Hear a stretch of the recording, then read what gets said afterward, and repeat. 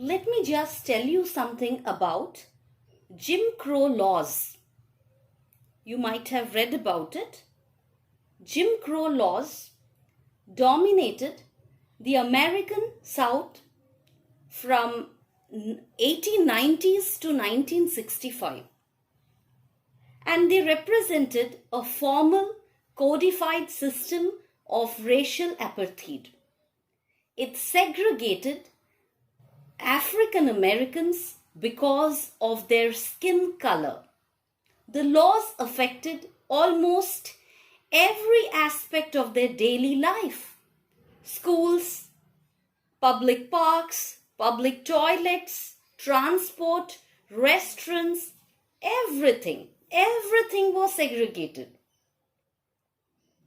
In legal theory, African Americans received separate but equal treatment.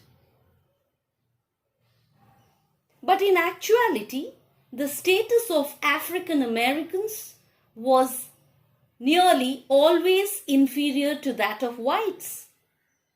It is because of this subjugated and inferior treatment that the caged bird that we are going to study about in the poem feels that his wings are clipped. In the poem, the caged bird or the free bird is actually not a bird. The caged bird is a reflection of the African American, whereas the free bird is a reflection of the white. So Maya Angelou becomes the mouthpiece of her entire African American community in the poem to portray the inhuman treatment meted out to them.